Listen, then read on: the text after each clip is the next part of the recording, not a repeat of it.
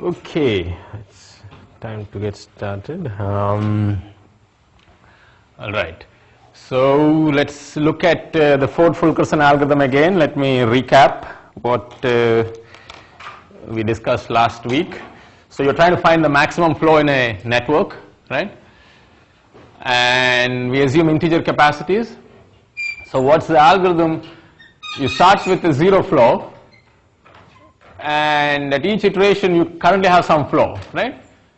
And you compute the residual network with respect to the current flow and the existing capacities, and then try to find a flow in the residual capacity which you can add back to the original flow, right? And how do you find non-zero flow in the residual network? You know, the easiest way to find non-zero flow is to find a path, right? An augmenting path. And so you choose any path which has any path from S to T in the residual network by definition has non-zero capacity, right? If you have zero edges, we remove them. They can't be in the residual network, right? So you find any path from S to T, see how much flow you can send on it. How much can you send? Well, the bottleneck capacity on that path, right? The minimum capacity on any of those edges, right? You can send at least that much, right? And then you find, so you get now at least 1 unit of flow, because we are maintaining the fact that flow is always integer in each step inductively, right? So in each step, basically we add 1 unit of flow to the existing flow, and when we get stuck, what happens? There is no path from S to T in the residual network. And then there are two ways of understanding why it's an optimum flow. One is we proved that, if you get stuck in the residual network, that means you found a cut in the original network whose capacity is exactly the current flow. So it must be optimal, okay? That's one way of seeing that when you stop when the Ford-Fulkerson algorithm terminates, it has a maximum flow, and as a byproduct, it gives you a max flow min cut theorem as well as an algorithm to find a min cut. Right? You find the maximum flow, and then you can get a cut from that. The other way of proving it correctness is that we saw that lemma, which I didn't prove and which we'll prove in the homework, is that if you have a current flow and it's not optimum, there must be non-zero flow in the residual network, right? So, and if you have a non-zero flow in the residual network, you can add it to the existing flow. So that's another proof that you actually end up with the maximum flow. Okay, I want you to see that there's a different proof that without using max flow min cut theorem, that's giving you another proof that you actually terminate with the maximum flow. Okay, did you see that? If you had those lemmas, you don't need the max flow min cut theorem, right? That if you're not already done, it means that you can add more flow, because that's what the lemma is saying, right?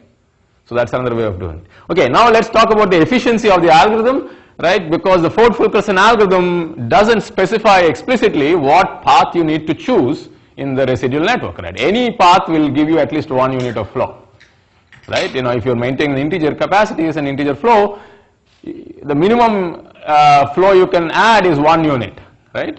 And so if you keep adding 1 unit, how long will the algorithm take? How many iterations will the algorithm take? Well, it depends on how much flow there can be in the network, right? Well, what's an upper bound on that? The upper bound on that is if the maximum capacity is C, then the maximum flow you can send is M times C, right? That makes sense, right? And so in the worst case, you may take M times C iterations, and in each iteration you're just finding a path in the residual network which takes M time. So you can't take M square C time. Let's not worry about the time to compute a path. That's easy. The main thing to focus on is the number of iterations. Okay, and you may say, oh no, you know, that's an upper bound. Does the algorithm actually behave as badly as the upper bound is suggesting? And this example shows that if you are not careful in how you choose the path, you could end up with a bad running time, which is actually going to be similar to what the worst case is. So here is a network. I think maybe I put the directions in the previous slide. Okay, anyway, you understand the arrows are going this way, this way, this way, this way, this way. So the maximum flow is to take 2C, you take one path here, one path here, right? But if you are not careful in the path you choose, you can always choose this skinny path, right? That is, if you take 1 unit on this path, then you're not sending much flow, right? You know, you're sending 1 unit at a time, because this is the bottleneck, okay? In the residual network, what does it look like? In the residual network, if you send 1 unit along that path, the residual network looks like this, right? Okay, and then again you have a choice of sending one unit along this path. If you keep on taking the wrong path each iteration, you are only going to send one unit in each iteration, and that can take a long time. Okay, okay. So this is not, you know, technically a polynomial time algorithm. So the question naturally arises: are there polynomial time algorithms to compute maximum flow? And in particular, you know, is there a small adaptation of this algorithm which will give you a polynomial time algorithm? Okay. Okay. So what does it mean? What is a small adaptation? You know, can we choose the path in a clever way so that it will terminate faster, right? And you know, it's not obvious without thinking a little bit why that would be the case. And in fact, research on maximum flow algorithms is a very ongoing and a big topic in computer science, in algorithms literature, right? It's, you know, it's a huge amount of work. I'll tell you a few pointers. And in fact, you know, but what we can show, these are very old results, that two simple heuristics give you actually very polynomial time algorithm, right? One heuristic, which is something that I won't analyze because even though it's a simple heuristic, analysis requires a little bit more work than the other one. At each step you choose the shortest augmenting path. Okay, what does it mean shortest? In terms of just number of hops, right? So if you know, you're looking for a path in the residual network, right, just use BFS. Okay, if you use BFS, you will obviously find the shortest path, right? So that magically gives you a strongly polynomial time algorithm. What does it mean, a strongly polynomial time algorithm? Let me tell you what it gives you. The running time is it's called, it was the this is the same algorithm. It's called, it was analyzed by Edmonds and Karp. So you understand the algorithm. The only thing is, you know, what is the running time of this algorithm? One can prove that the algorithm terminates in m times n iterations. Okay, it doesn't depend on the capacities at all. So whatever be the capacities, it will terminate in that many iterations. Okay.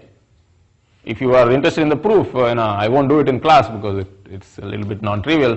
It's there in Jeff's notes or other books, Kleinberg-Tardosh and things like that. So read that. The overall running time, if you use this algorithm in this straightforward way, will be m square n, right? Because you take, how long does it take to find a path? M time, right? In each iteration, just running BFS. And the number of iterations is mn, so it takes m square n time. So this is called strongly polynomial time algorithm because it is not depending on the edge capacities at all, right? In the sense that obviously when you find the path, you have to add numbers which depend on the capacities and flow values and stuff. There you're adding numbers which can be big. But assuming that adding numbers in your input takes constant time, this is what's called strongly polynomial time. Right? What is strongly polynomial? The running time, assuming that adding numbers takes constant time, which could be big, is dependent only on the combinatorial parameters of the problem. How many edges are there? How many nodes are there? Right? They're not involving numbers, right? They're more how many pieces of the puzzle we have, right? Not the description of the puzzle itself, right? So that it's obviously not a very formal definition, but in many problems that we encounter, you can distinguish the numerical part of the input and the combinatorial part of the input, right? So the graph is combinatorial, right? You know, how many nodes are there, which edge, which guy is connected to which guy, right? That's just combinatorial, while the length of the edge is numerical. The capacity of an edge is numerical, right? It can be an arbitrary number, right? While that's not discrete, it can be in particular a real number, right? So it's not formal definition, but you know, it is a useful definition. Okay, that's one heuristic, right? You know, instead of using okay, but in fact, if you want the fastest strongly polynomial time algorithm, you can actually make that algorithm even faster by not spending m time to find the path in each iteration. If you use data structures, you can make it go much faster. Okay, but even with that, you only so in fact the current best algorithm, strongly polynomial time algorithm, takes mn time, and it is due to Orlin, and it's very recent, 2 years ago. Till then it was mn log n, okay, now it's mn, right? But you can use this, right? You know, when you want to, the reason we study max flow is because it's very useful in other problems. It's a powerful tool. So if you want to use max flow as a black box, you can state that running time without proof, right? We know that we can run max flow in mn time. Okay. Okay. Now I want to talk about the other algorithm which also gives you strongly polynomial time. It gives you weakly polynomial time algorithm, and I want to do it simply because it is a cute analysis which is very general that you will, you know, if you spend time on algorithms, you will see again later on.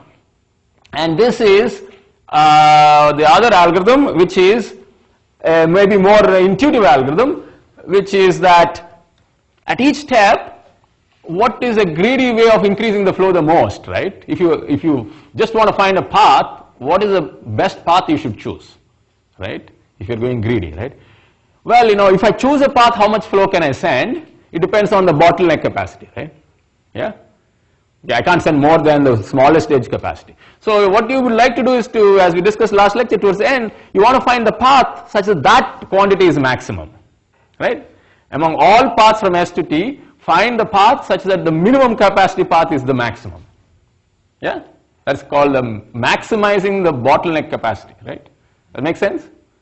Yeah. Okay. Now the question is, how fast can you find it? We discussed briefly how to do it. You can look at the notes. You can find it as basically like using Dijkstra's algorithm. You can find it, or you can do binary search and you can find it. There are many ways. It's a nice, cute problem. Sometimes you ask it in homework. Sometimes in exams with some hints. So, but it's a cute problem, right? You know, you can do it essentially in m time. Okay, m plus n log n time, right? Okay. So you can, let's not worry about how to find that path. I already discussed it. There are slides will tell you how to do it. Okay, but now the main thing that we want to understand is, if you do it like that, will the algorithm terminate faster, right? You know, how fast will it terminate? I mean, how many iterations does it take to terminate? Yeah, that's the question I want to analyze. Okay, okay. So the claim is that it will terminate in this many iterations. Okay, again, assume we are using integers, right? If the f star is a maximum flow, then it will terminate in m log f star iterations. Okay, okay. Now, how much is f star? Again, it is m times c is an upper bound on f star, right? Okay, yeah, clearly f star cannot be more than m times c, right? So, in the worst case, you know, it gives an upper bound which is m log mc, right?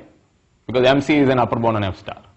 Okay, this is not a strongly polynomial bound. Why is that? Because the number of iterations depends on the numbers, right, in the input, right? If C is large, I mean, it is, you know, it's not dependent only on the size of the graph. It is dependent on the numbers involved. But it is polynomial time because log of the capacity, maximum capacity, is part of the input size, right? If C is very big, you have to write it down, right? How many bits does it take to write down the number, log of that number, right? Okay. So it is a polynomial time algorithm, while MC is not polynomial time algorithm. Why? Because you only require log C bits to write C, while C is, it could be, C itself is exponential in that, right? Make sense? Yeah? Okay. This is a polynomial time algorithm, but it's what's called a weakly polynomial time algorithm sometimes, but it's a polynomial time algorithm. Okay? Okay? So I want to, you know, the idea, I want to give a proof of it because it's a cute proof. It requires us to think about flow decomposition, and there's a analysis trick which is nice. So let's try to understand how to prove this. Okay. Okay, so the main lemma is that suppose the algorithm takes k iterations, right? I don't know how long it will take, right? The question is, because I am trying to find a path which has a lot of flow in it, can I claim that I make good progress in each step? Right? Does it make sense? See, I'm being greedy, I'm choosing the path carefully, right? I'm trying to find a path which has as much bottleneck capacity as possible, right? I'm trying to find a good path, a fat path, right? It's called a fat pipe heuristic or a fat path heuristic. Why is it helpful, right? Can I claim that because I am finding a good path, I actually increase the flow at a good rate, right? That's what we want to say, and that is the lemma which says this. Let's see the notation. Okay. So alpha I is the value of the flow after I iterations, right? So initially what is alpha 0? 0, right, because we didn't have any flow, right? Okay, alpha 1 is the amount of flow I have after one iteration, alpha 2 is the amount of flow I have after two iterations, right? So okay, I want to understand how much, suppose if the algorithm doesn't terminate after I iterations, it means that I can increase the flow in the I plus first iteration, right? Okay, in the Ford-Fulkerson algorithm, what do we have? We claim that in the next iteration we'll add at least 1 unit of flow, right? Yeah, that's what we claim. So in the Ford-Fulkerson algorithm, we can claim that alpha I plus 1 is greater than or equal to alpha I plus 1. Yeah? Okay. But now, because we are choosing the path carefully, we can claim the following. Okay? Alpha I plus 1 minus alpha I, or you can put alpha I to be on the right hand side if you want, right? You can at least, 1 unit is obviously always guaranteed.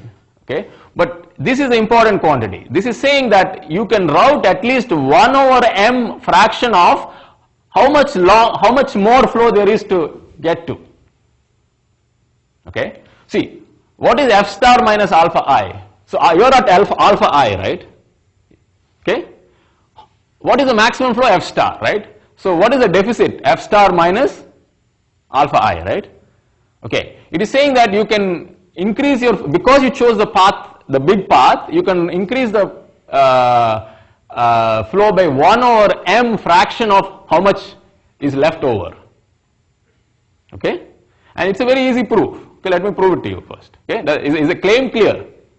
Right? What it's saying that, you know, if you look at the first iteration, you have 0 flow, right? What is it saying at the end of the first iteration? It's saying if f star is the maximum flow, f star minus 0 is f star, right? You will at least route 1 over m fraction of f star. Okay? If f star is very small, then 1 over m fraction is not very good, right? But then at least you spend 1 unit of flow. Okay? Okay, but if f star is huge, right? You know, f star is big because the capacities are big, then you route 1 over m fraction of that big amount of flow.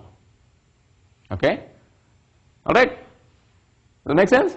Okay. Now how do you prove this? And then we'll do some algebra. The proof of the lemma is very simple actually, right? If you see. Okay.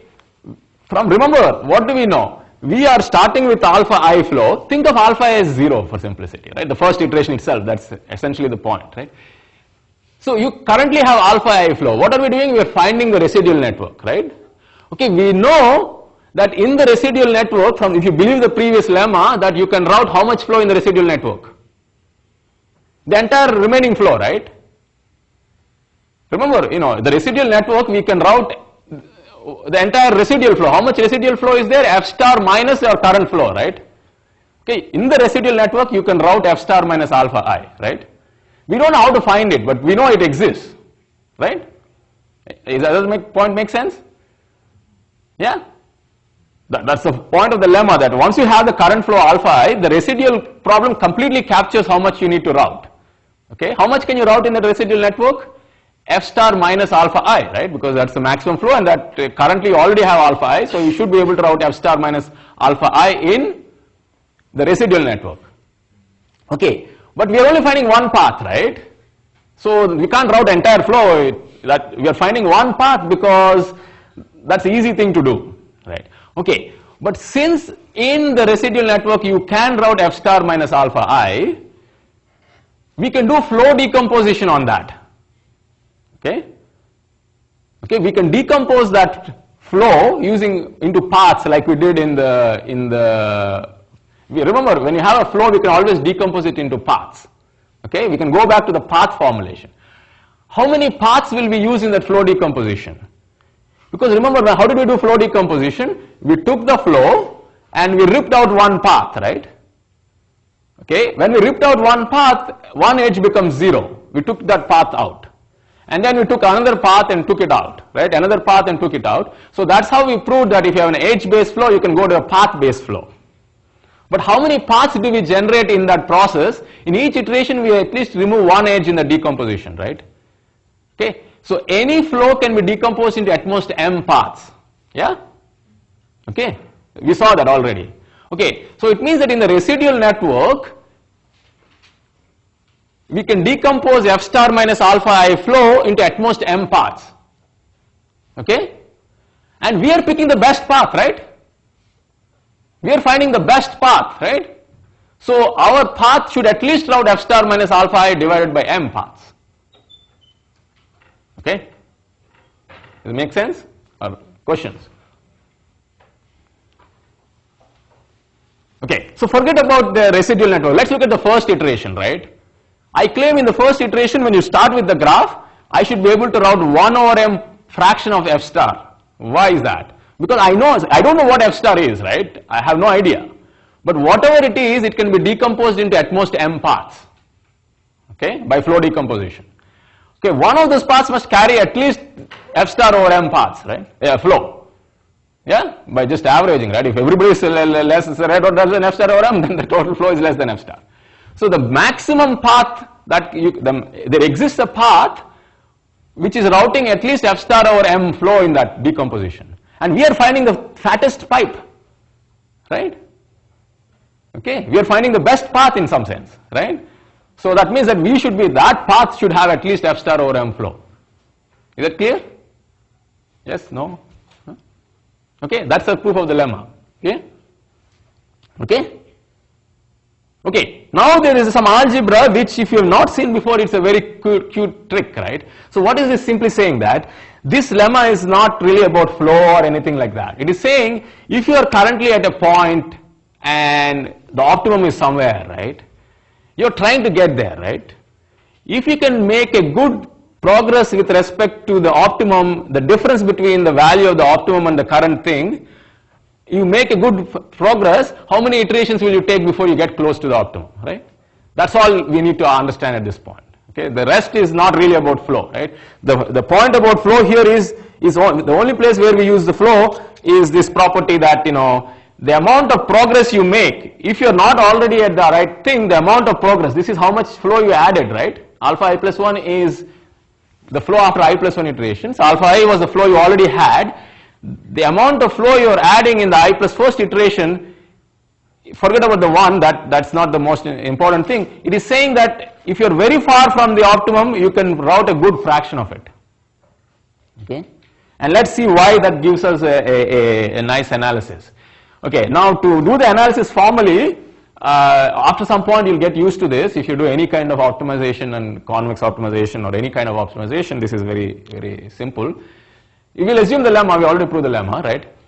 Okay, now instead of thinking about alpha I, let's think about beta I, which is nothing but f star minus alpha I, just for notational purposes. What is f star minus alpha I? How much more you need to add, right? The leftover amount of flow that you need to route. Yeah? It's just alpha I is how much you already routed, beta I is f star minus alpha I, okay? That's how much is left over, okay? What is beta 0? F star, right? You have to still route f star flow. Okay.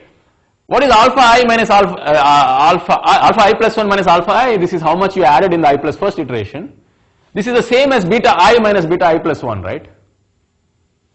That is how much less you need to route to get to the, yeah? I'm just, this is the same, by the definition it is the same, okay? Now from the lemma, what this is saying is, it's the same as saying beta I minus beta I plus 1 is less than beta I over m. The lemma is simply saying, right, what you have left over, I could have said it in this way also, right? But it is not intuitive to prove this way. But once you have that lemma, what is it saying? It is saying, okay, the lemma is simply saying that, okay, let's derive this lemma, right? Not lemma, what do we have here, right? This is less than f star minus alpha I by m, right? Oh, so sorry. Yeah, that this is not, it should be greater than equal. Okay, I thought you were wrong. Okay, all right. Okay, so what is this saying, right? Beta I minus, okay, so if you rewrite this, what this is saying is that beta I plus 1 is less than 1 minus 1 over m times beta I. Okay, forget about the derivation, let's focus on this, right? Okay, what is this? What is this saying?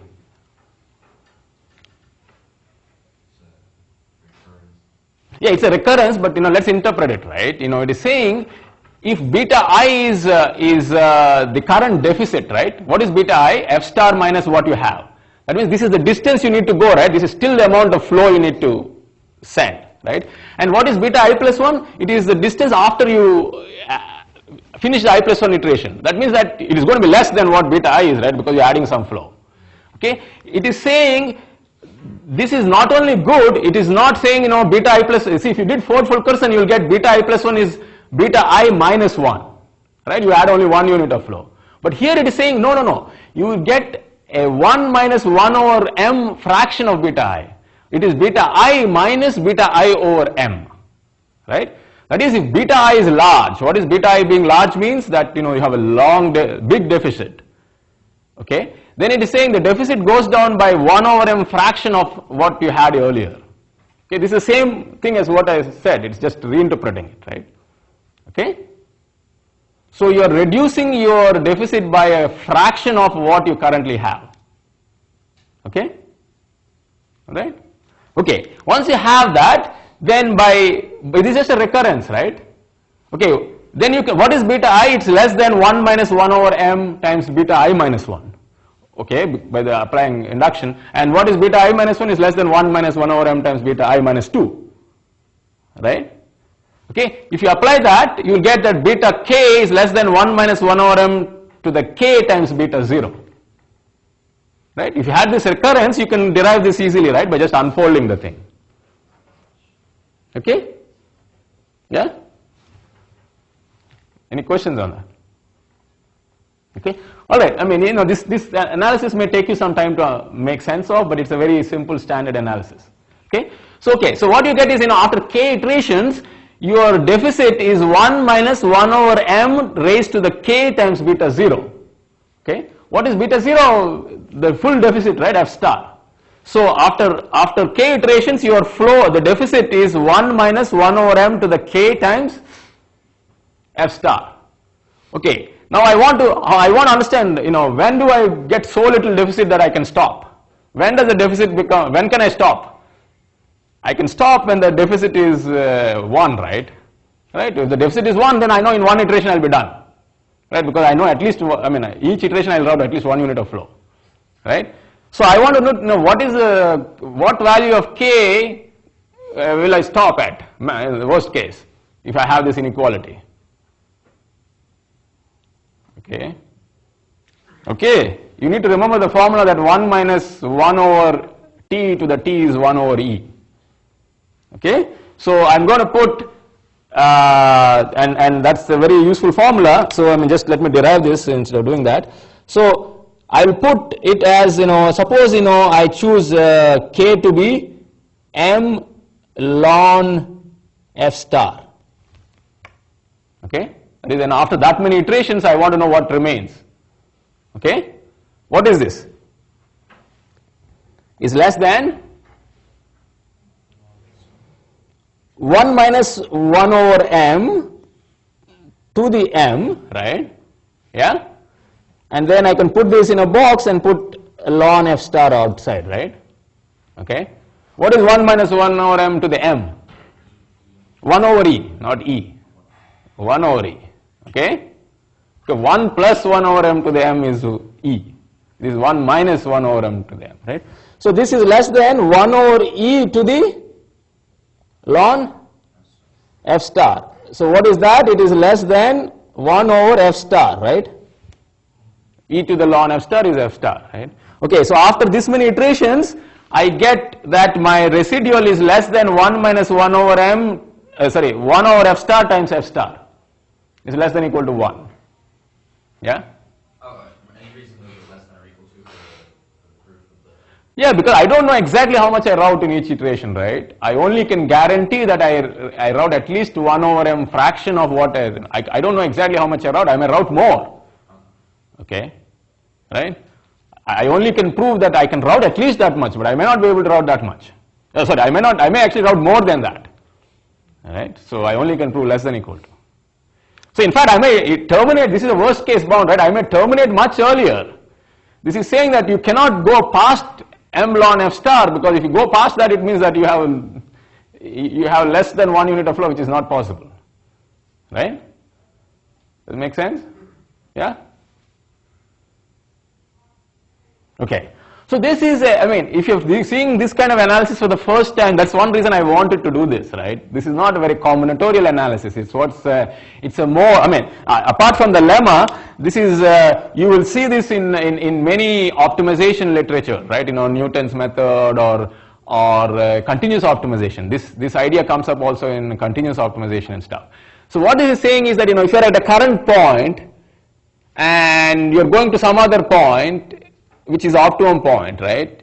You want to know if your rate of progress towards the optimum depends on some measure of how far away you are from the optimum solution.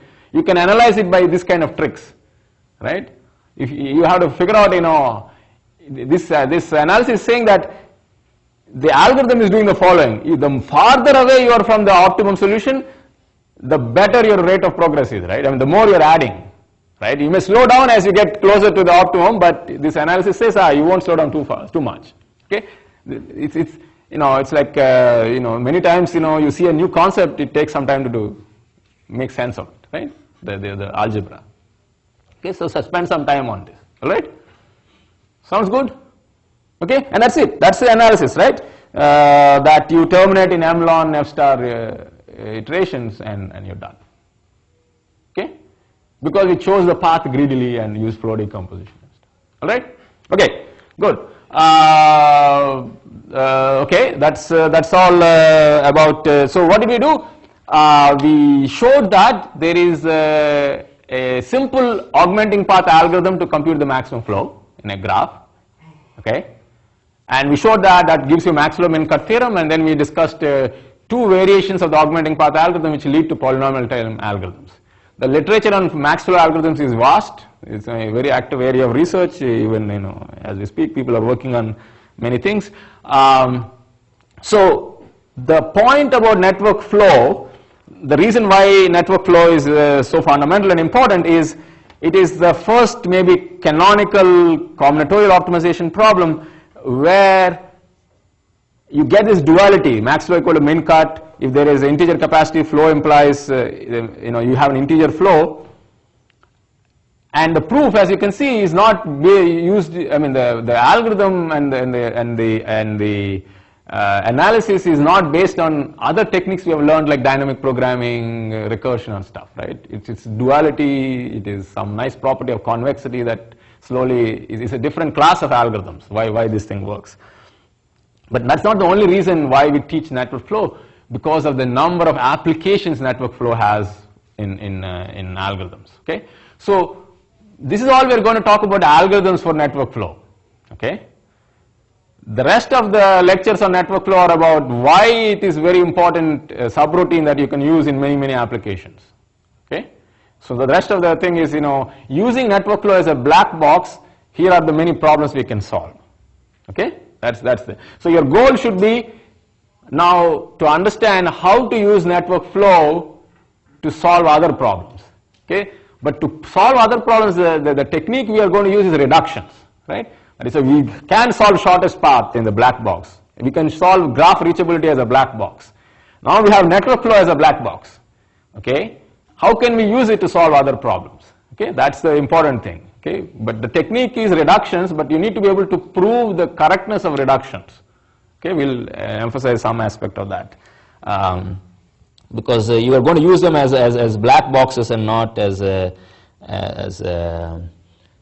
you don't care precisely how it is solved, right? You know. All right.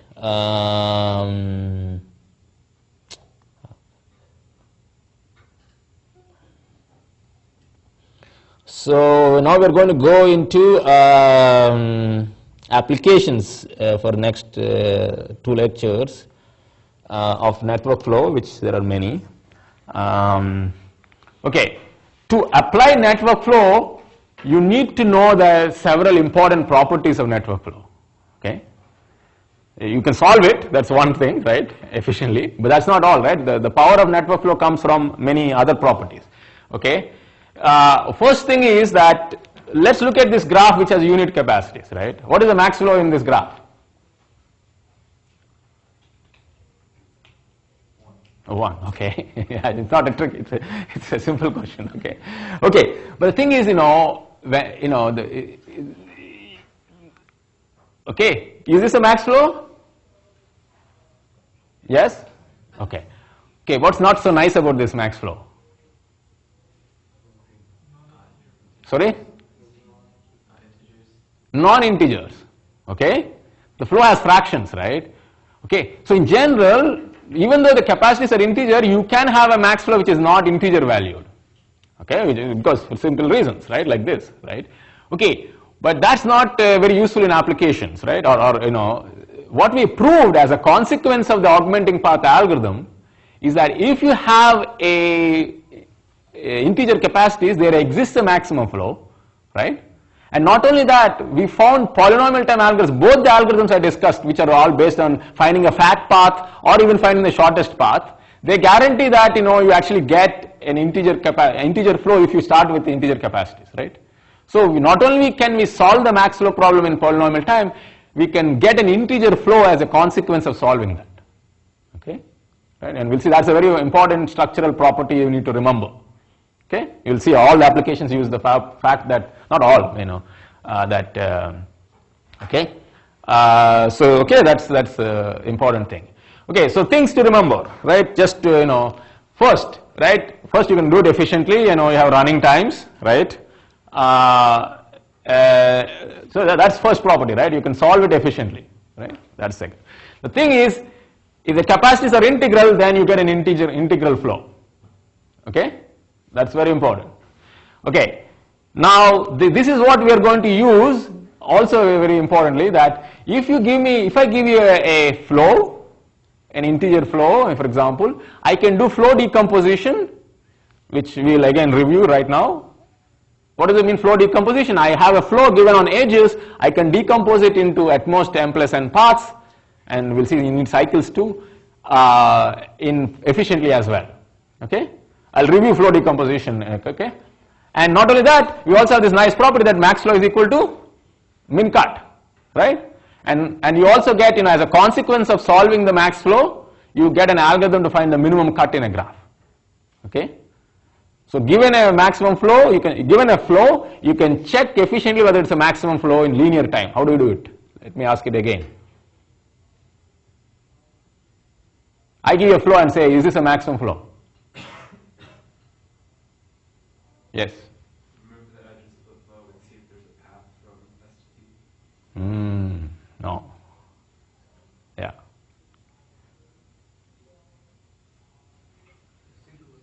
Yeah, you compute the residual network and then check in that whether there is a path or not the original flow, right? When is a flow maximum flow? If and only if there is no path in the residual network from S to T, right? That's the whole point of the proof, right, of correctness, right? So to check whether a given flow is maximum flow, you compute the residual network with respect to the current flow and then check whether S can reach T in that. If it is, then I can add more flow, right? Yeah? Alright? If it is a maximum flow, how do we compute the min cut?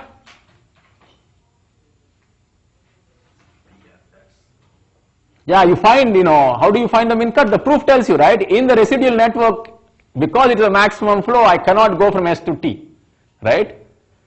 Right? And that means the set of nodes that S can reach in the residual network does not include T, right? If it included T, then I have an augmenting path, right? Okay, and then we saw in the proof that the set of nodes that I can reach in the residual network forms a cut in the original network of minimum capacity. Okay? Make sense? So given a flow, you can do the following two things very efficiently in linear time. M O of m, when I say linear time, O of m time, that we're checking whether it's a maximum flow, and if it is, computing a minimum cut. Okay? Alright? You have to remember this, okay? That's part of what you need to remember to use maximum flow, okay? Alright? Okay. You can review the slides later on if you want. Okay. Now let me do flow decomposition again with okay. Okay. So when we're used to flow, we don't think about cycles, but look at this graph, right? This graph has flow, right? 10, 15, 5, whatever, right? What is the flow from S to T? You can check that it satisfies conservation constraint, right? Okay, trust me. But what is the value of the flow from S to T in this flow?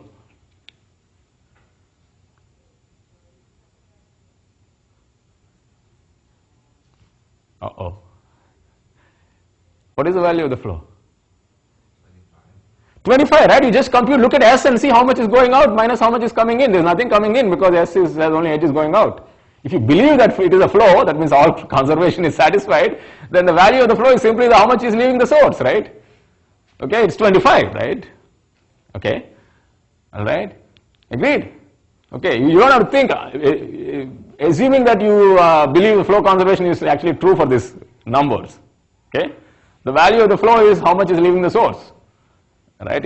Some arcs may come in which case you have to subtract that out, okay? Okay, that's 25. But look at this thing. There is a cycle there, okay? Are cycles useful? What does the flow going around a cycle mean? It's not going anywhere, right? See, if flow is going from a node, going around and going back, what does that mean? It is not going from S to T. Okay?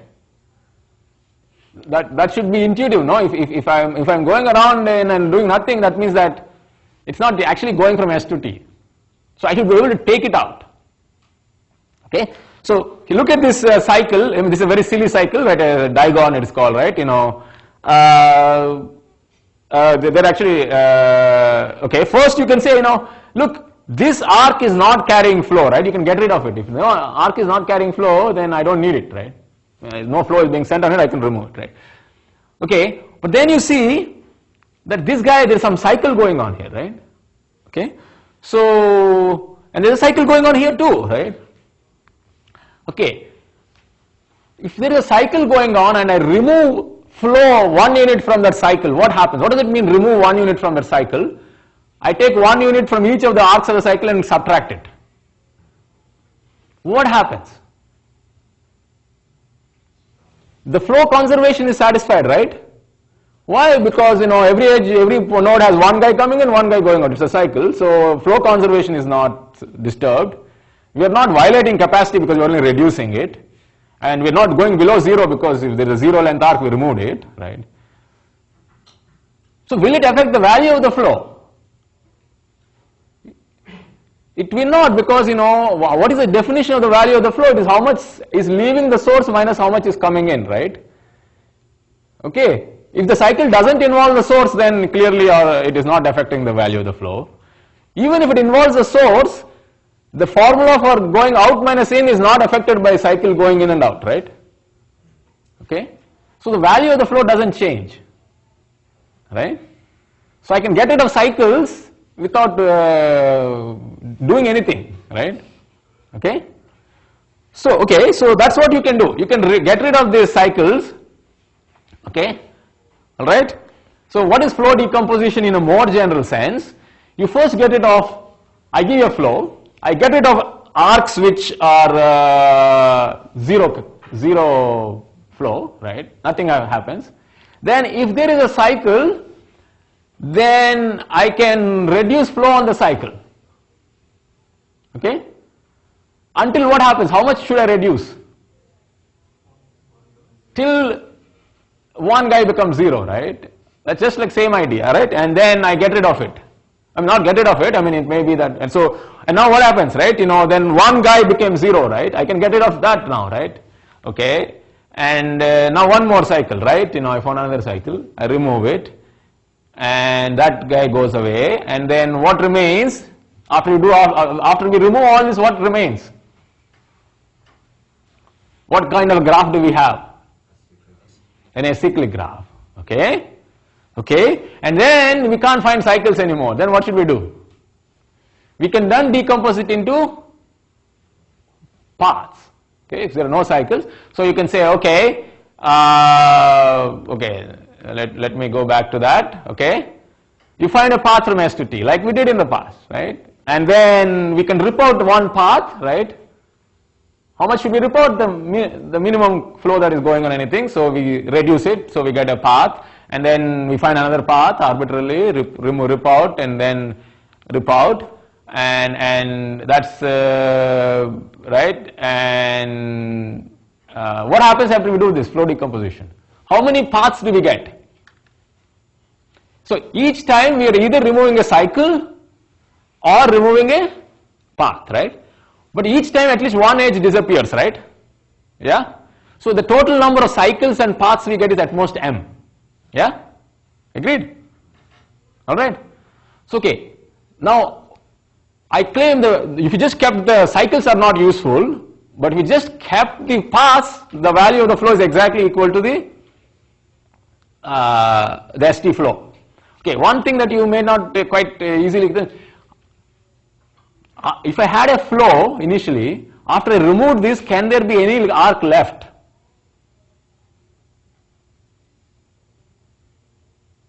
That's not an obvious question if you, right? Okay, so what I'm saying is, here is the thing, right? You know, let me see, let's see.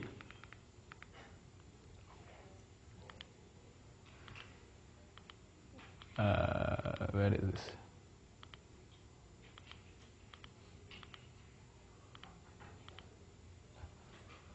Okay, so this was the original flow, right? And we removed cycles and you got to an acyclic graph, right? Okay, now you started doing flow decomposition in the acyclic graph because the only thing you can find is paths from S to T. Okay, and then you keep removing, right? Maybe you remove some paths, after some point there is no path from S to T, okay, right, and then you stop, right? At that point, can the graph still have some edges left over with some flow left on them? Why not? Right? I mean, intuitively you should believe that it should not be left, nothing should be left over, right? Why? Because flow is only going from the source to the sink. That means flow conservation is satisfied, right? If some arcs are left over, what does it mean? That means that, you know, and there is no cycle, suppose it is left over. Let's look at that, it's an acyclic graph, right? There must be some source in that, right? Okay, an acyclic graph always has a source, that means no arcs coming in. Can it be any vertex other than the source? No, because we always maintain flow conservation as we rip out, right? If it has only outgoing edges with some flow left on it, that cannot be true, right? Because it didn't have any incoming flow. How is that possible? Okay, so it cannot be anything other than S. Suppose it is S. Let's walk from S and keep going as long as there is an arc out of it, right? If you get stuck on some node which is not the sink, that means that it has incoming flow but no outgoing flow. Okay. Okay, so if you don't worry about capacities, this graph, what you have is what is called an Eulerian graph. Okay, that means that the incoming edges are equal to the outgoing edges except for source and sink. In that case, you can decompose the edges of an Eulerian graph into cycles and pass from S to T because you can't get stuck in any other vertex. Okay, so if that is not clear, think about it a little bit, but what I want to tell you at the end of this algorithm is the following property, right? What did we, let me recast the lemma. What does the lemma say? The lemma says that if you give me a flow, I can decompose the flow into paths and cycles. How many paths and cycles? At most m paths and cycles, right? The total number of paths and cycles is m. What does that mean, decomposition? With each of those paths, I am going to put a non-negative number. 10 units went on this path, 3 units went on this cycle, right? 5 units on that path, that's what it means, right? For each path and cycle, I give a number, right? And moreover, if you look at any edge and say, look at all the paths and cycles that use that edge, and sum up those numbers, you will get exactly the flow on that edge, right? That makes sense? Okay, that's it. Flow decomposition is, if you give me any flow on the edges from S to T, I can decompose that flow exactly into paths and cycles. Okay? That means what is it exactly? It means that on any arc, the flow on that arc is equal to the sum of the numbers on the paths and cycles that use that arc. Okay? That makes sense, right? Yeah? Intuitively it makes sense what we did. Because at the end of the algorithm you cannot be left over with any arc, right? That means that every arc completely got used up. Its flow was completely used up in this decomposition. Okay? Okay, moreover, you know, the algorithm is efficient, right? In each step we are finding either a path or a cycle. You know how to find cycles in linear time? Right? If you have a graph, which you can either check whether it's a directed acyclic graph or find a cycle in linear time. Okay? You have to, if you have not seen that, you know, review that from 374. Okay? Right? Don't worry about, I mean, in a sense that you have to figure that out, but I'm not going to go over that. Now, the naive implementation of that algorithm is like in each iteration I have to spend m time to find either a path or a cycle. Okay, that will take m times m, right? Because m time to find this and, you know, m iterations m square. But if you're a little bit clever, you can do it in mn time. In each iteration, you don't have to redo all the work to find a path or a cycle. You can do it in n time as opposed to m time. It's a nice exercise. Think about it. Okay? How can you do this decomposition in mn time as opposed to m square time? You shouldn't explore the entire graph. Okay?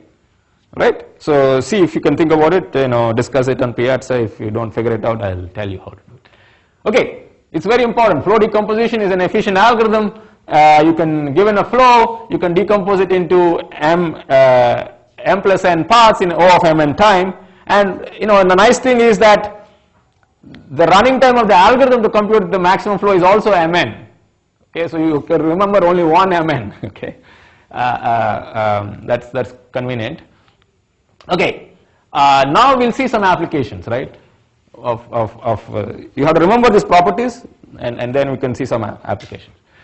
Okay, the first application is in some sense the most simple application, which comes directly from what it means, right? To what a flow means. Okay. Suppose I give a graph and I give S and T, and I want to find not one path between S and T but many paths between S and T such that they are all edge disjoint. Okay, look at these two paths. This red path and blue path are edge disjoint, right? They don't use the same edges. Okay, there are two edge disjoint paths in this network. Okay, are there three? Can there be three edge disjoint paths between S and T? Why not? Why can't there be three? Yeah. Because we can split the graph into the left 4 and the right 4, and there's only two edges that go from that. Yeah, right. You know, this is a cut, right? If I remove these two edges, I mean, so if you look at this thing and this thing as a partition, there are only two edges going from the left to the right, right? So I can't send more than two paths, right, from S to T. Yeah? Okay? Okay, now the problem is I give you a graph, S and T, and I say how many edge disjoint paths are there from S to T? Okay? Alright. Why is this interesting? It has a huge number of applications, right? You think of any networking application, you want to know, is there a bottleneck somewhere, right? I want to go from S to T. Maybe there's only one way, and there's somewhere in the network, huge network, a bottleneck, right? There's only one, if I remove that edge, I can't go from S to T. Okay? Right? So, but if I have paths, many different paths, then I can try to send my traffic on many things, distribute my traffic and things. Anyway, combinatorially and application-wise, there's a huge number of applications. How do you compute it? Sorry? We can set all the edge to one and find the max flow. Yeah, exactly, right? You know, so here is what you do, right? You know, it's really a flow problem. It's an integer flow problem. Okay? So what you do is, you put 1 unit of capacity on each edge and find the maximum integer flow in this graph. Okay, why does it mean integer flow? Right? I'll tell you, okay? But we know that if the capacities are integer, we do have an integer flow, right? Okay? That's we already had the nice property. So we can compute the maximum flow. Okay? Suppose, its value is some number, right? Let's call it k. Is that the k the right answer? Okay, my claim is that I take this graph, I put 1 unit of capacity on each of these edges, then compute a maximum flow. And it gives me some number, right? What does it give me? It says k. And then I say, there are k edge disjoint paths from S to T. Exactly k, right? And no more, no less. Okay, let's see why that is a correct algorithm. Okay, I'm giving you an algorithm, right? I use max flow as a black box, right? Okay, agreed. Now you want to prove that this is the right answer. Okay, now this is what the reduction means. How do you prove that this is the right answer? What does it mean to prove that it is the right answer? That means the answer is k if and only if the graph has k edge disjoint paths, right? So what do you need to prove? You need to prove that if the graph has k edge disjoint paths, this algorithm will actually give you answer k. Okay? If the answer given by the algorithm is k, then actually there are k edge disjoint paths in the graph. You have to prove both directions to argue that this algorithm that you have is correct. Does it make sense? Yes? So reductions require you to prove. So reduction uses something as a black box. You need to know why that is correct. You need to show that you're transforming the edge disjoint path problem into a max flow problem. So you have to argue. Okay, let me argue the one direction. If there are k edge disjoint paths in the graph, then the max flow is at least k. Why is that? You can send 1 unit of flow on each of the edge disjoint paths, right? Yeah? If there are k edge disjoint paths, I can get a flow of value k because I can send 1 unit on each of those paths and they don't share any edges, and that's a valid flow in the unit capacity graph I created. Yes? Okay. Okay, that's okay. Okay, one direction we are done, right? That if there are k edge disjoint paths in the graph, then the max flow is at least k. Okay? What about the other direction? If my algorithm says max flow says 3, how can I show you that there are 3 edge disjoint paths in the graph?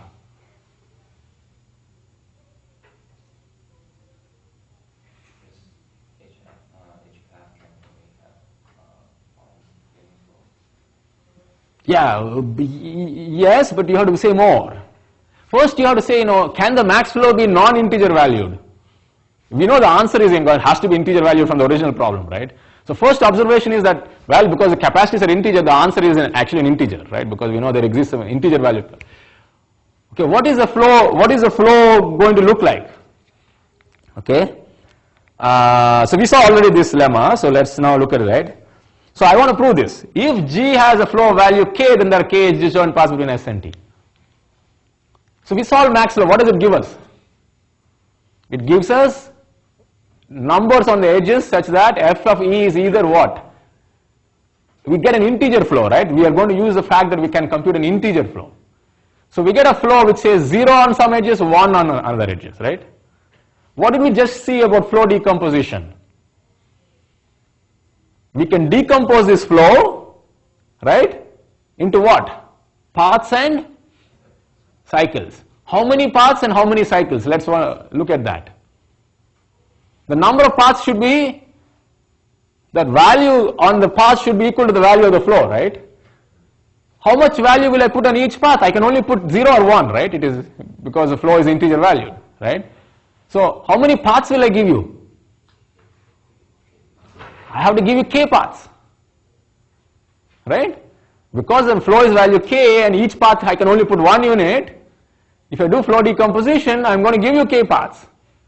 Okay, I gave you k paths. What is the guarantee that they're edge disjoint? I have to argue that they're edge disjoint, no? But okay, where did I use the fact that I put capacity 1 yet, right? Okay, can those two guys share an edge? Because if you are 1 and 1, if they share an edge, that means 2 units is going on an edge, right? But my capacity was 1, right? So the paths I give you are actually edge disjoint. Okay, this is a really trivial reduction. It's nothing but, really flow, right? But I'm going through this slowly because first, whenever you have a reduction, you have to think both directions, right? If there is a value of k in the original, if there are k edge disjoint paths, then there is a flow of value k. If there is a value of k here, I am able to go back and give you the paths, right? It's not enough. Typically in the reduction, when you're proving the reverse direction, you actually have to give me the objects that I actually need, not just the number. It's a proof that the number is correct. You have to give me the paths, right? I didn't just tell you, yes, the answer is correct, right? How did I convince you? Sure, I'm showing you the paths by using a constructive algorithm, right? I said, do flow decomposition on the flow you calculate and get the paths, and those are your disjoint paths. Okay? Does it make sense? All right? Yeah? Questions? Okay. So, very nice, very powerful application. What is the running time of this algorithm? First, you have to worry about that a little bit. Well, you can say, okay, I know max flow can be solved in mn time, right? Done, right? Okay. We can do something a little bit better simply because here the value of the flow is not likely to be large, right? What is the maximum value of the flow you can have in this graph? In this graph we constructed. In fact, I claim n, right? Because, I mean, assuming it's a simple graph, you can't have more than n edges going out of a vertex, right? I mean, if you're assuming simple graph, so you can't have more than n edge disjoint paths from S to T in a simple graph, right? Of course, it's a multi-graph, then it's a different issue, right? Okay? So, you don't even have to use a clever algorithm. You can just use Ford-Fulkerson. You also have to remember the following. The Ford-Fulkerson algorithm, how many iterations does it take? It depends on the maximum flow. It's not actually MC. If the flow is of value 10, it only takes 10 units. Each iteration it adds 1 unit, right? So you can stop in 10 iterations. Okay? Okay? So you can, I mean, suppose you know that, see, most likely the graph doesn't have more than 5 edge disjoint paths or something, right? So maybe look at the source vertex S. Suppose its degree is 5. Can you have more than 5 edge disjoint paths from S to T? No, right? So you know the flow value is at most 5, right? You don't even have to use a complicated algorithm. You can just use a standard Ford-Fulkerson algorithm. How many iterations will it take? 5 iterations, right? Okay. It's useful to understand the disjoint path application, what the Ford-Fulkerson algorithm actually looks like. Okay. What does it do in the first iteration in this algorithm? Okay. Here is an interesting question, right? Suppose you didn't know any flow and all that stuff, and I came to you and said, I want to know whether there are 2 edge disjoint paths in a graph or not from S to T. Not 5 or 10, just 2. Okay. What would you do? And here is what I typically ask in undergrad. Right? Ensure that there's no cut edge between S and T. There's no edge that cuts.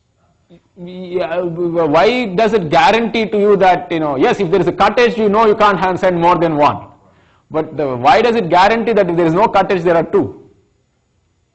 By the maximum min cut theorem, we know it's true. Right, because if there were only 1, then they would have to kind of go on the same.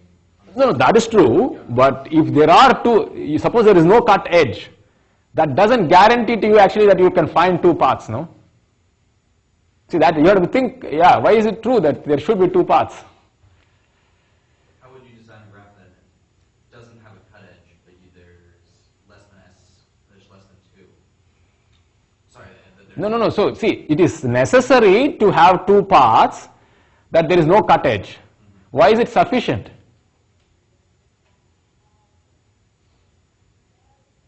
It is not obvious that it is sufficient. That's the maximum min cut theorem. That's what it's true. But that's the beauty of the theorem. Okay, yeah? If there is no cut edge, every edge belongs to a cycle. And then No, this is a directed graph. That's not true. Yeah, it's a directed graph. That arguments which you're using, cut edge arguments, only apply to, you're coming from a graph theory angle. Okay? But that applies only to undirected graphs. I know what you're going to say, that if there's no cut edge, then there's a 2 edge connected component. And but if those of you who have done graph theory, you should go back and say those arguments are really maximum min cut arguments specialized to 2. Okay? Okay, but all I'm saying is that it is not obvious that it is sufficient, and the maximum min cut theorem is saying it is sufficient. Okay? Okay, before we go there, let's think about the algorithm. Suppose I want to find 2 paths, right? What people will usually say that because they know DFS, they say, okay, let's find a path on the DFS. Because one path, how do you find? You just do DFS or BFS, right? And then they'll start doing funky things. like, oh, let's find another path somehow, you know. What they're actually trying to do, they're trying to find two paths by the greedy algorithm, which is find one path and find another path. But what does Ford-Fulkerson algorithm do actually? Think about it. Let's see, what does it do? How does it find two paths? Or check that there are no two paths? We've done a reduction, but how does the algorithm actually work? In the first iteration, what does it do? It finds an augmenting path, right? What is an augmenting path when all capacities are 1? It just finds one path arbitrarily, right? Okay, when it tries to find a second path though, what does it do? It computes the residual network of the first thing, right? What is the residual network of the first path, flow on the first path? Remember, capacities are 1 and we found 1 unit of flow on that path, right? What does the residual graph look like? Sorry? Come again. Too many people are talking. You remove the original path, but you put the reverse arcs. Okay? And then try to find another path.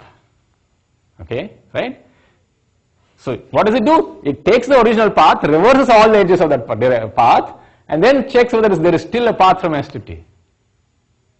Okay? Okay, it's a very strange looking algorithm, right? If you just think of it that way. You would not think about that heuristic really like that. Why would it make any sense?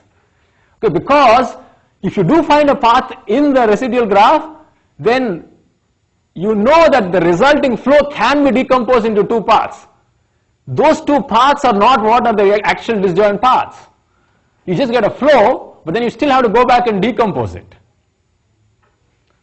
Okay, it's a subtle algorithm. Okay, I want you to think, even for the case of finding two disjoint paths from S and T, what is the Ford-Fulkerson algorithm doing? It is doing something strange looking. Okay, it finds a path, reverses the arcs, finds another path, but that just gives you a flow, and then you still have to find flow decomposition to find the actual two paths. Okay, so think about it. It's not completely obvious. Okay, even though the proof is easy once you have the pieces, what it's actually doing looks very interesting even for two paths. Alright? Alright, so just to, okay, that's the algorithm, and it takes mk time, let's not worry about it. This is called Menger's theorem. What is Menger's theorem? Menger's theorem says that the maximum number of edge disjoint paths between S and T is equal to the minimum number of edges whose removal disconnects S from T. Okay? So as I said, if you cannot remove one edge and disconnect S from T, there must be two paths. What is the proof? Basically Maxwell-Minkert theorem. But Menger proved it before Maxwell-Minkert theorem was shown by Ford and Fulkerson. What's the difference between Menger's theorem and Maxwell-Minkert theorem? Nothing. Basically Menger proved it for the unit capacity case, as in using graph theory, and Ford and Fulkerson proved it for all capacities and numbers and stuff. Okay? Alright, Menger didn't even think about algorithms, he just thought about a proof. Okay? Inside his proof is the Ford-Fulkerson augmenting path algorithm, but he didn't prove it that way. I mean, you can prove Menger's theorem without algorithmically doing it. You can prove it by induction, you can prove it by other ways, purely graph theoretic way. But what Ford and Fulkerson showed was that, in fact, this theorem holds even when you have arbitrary capacities. Okay? You can actually derive Ford-Fulkerson algorithm, Maxwell-Minkert theorem just from Menger's theorem. You just take every edge and subdivide it into many parallel edges, and you will get things. Okay? But they're equivalent essentially, right? Menger proved it for a special case, but when you look at it from a graph theoretic point of view, you get it's more easy to understand it without thinking about all the numbers and stuff. That's Menger's theorem. Okay? And we use two properties, both Maxwell-Minkert theorem and integrality of flow. Okay? Both are important. Okay. All right. What about undirected graph? So now I am going to change the problem on you, right? I say I give you an undirected graph. I want to find the maximum number of edge disjoint paths from S and T.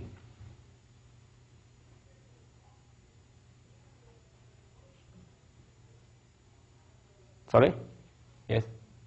No, I mean, this here cut edges come into play and stuff, but I want to, this is an algorithmic problem, right? I give an undirected graph now.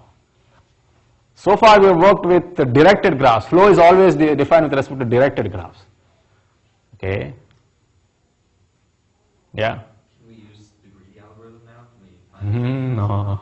No greedy, never, right? Unless, you can prove it, you should not try greedy. I'm saying greedy algorithms are very useful, but usually if the structure is complicated, they won't work.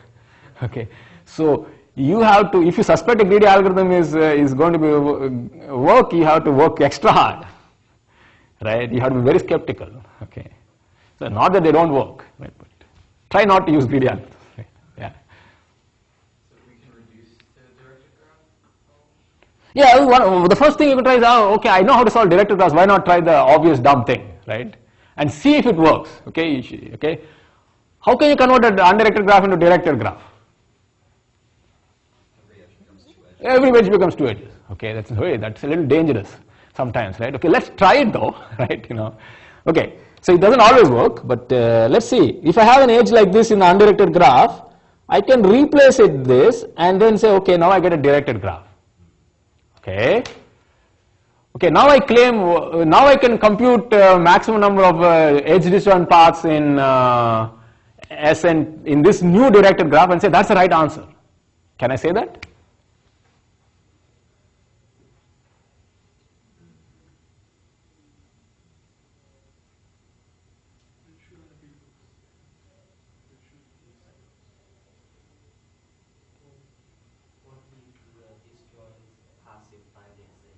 Okay, this is a danger, right? Maybe one path will use this way and one path will use it the other way, right?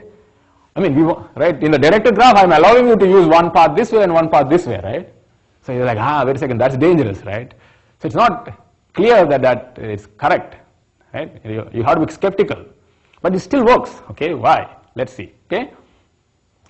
Okay, first, let's go through the reduction again, okay? Slowly, right? If there are k edge disjoint paths in the undirected graph, how do they look like? They look like this, right? There's one path like this, one path like this. I mean, I'm drawing no disjoint, but I could also have like this, okay? Then clearly there are k edge disjoint paths in the directed graph version of it, right? Because I can take the same things, and because they're edge disjoint, I can go, there is an edge in that direction.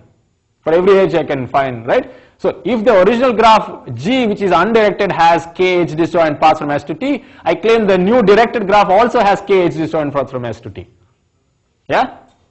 Okay? That makes sense? Now I want to claim that okay, now I would say if the new directed graph has k edge disjoint paths, then there are k edge disjoint paths in the original undirected graph. Okay? That is a tricky part, right? Oh, wait a second, I'm worried now because I can use an edge both directions, right? Okay, so the trick is the following. Instead of worrying about it as disjoint paths, you say, okay, we already saw that the reason why there are k edge disjoint paths in a directed graph is because it's a flow of value k between S and T, right? Integer flow of value k. Okay, let's look at that flow and not the actual paths in the directed graph. I claim that if there is a flow of value k in the directed graph, there is a flow where there are no cycles on it, right? Take the flow on the directed graph, you can eliminate all the cycles without changing the value of the flow. So if I give you a value of k in the directed graph, I claim there is a value of flow in which only one direction is used. Why? Because both directions have one unit of flow, I can remove that and the value of the flow doesn't change. Okay, so there is a flow of value k in this directed graph where I don't have cycles, and so I won't use both directions of any edge.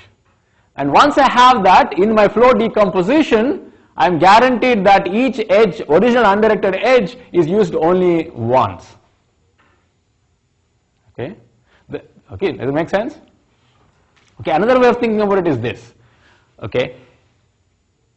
We know from Menger's theorem that the max flow, how many edge disjoint paths are there in this directed graph? The minimum cut, right? Okay. Alright, look at the cut in the undirected graph. There are, okay, take the same cut and remove only one direction. You will get a cut in the directed graph also of the same value. Okay? Okay. So, I mean, you need to think carefully about why this reduction is correct, right? It is not obvious, okay, but it still works, okay? You have to be careful in how you find the paths and how you argue about it, okay? All right?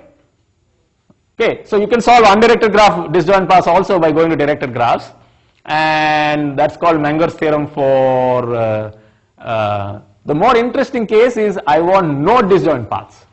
Okay, we'll do it in next lecture. Okay, so you can build up slowly by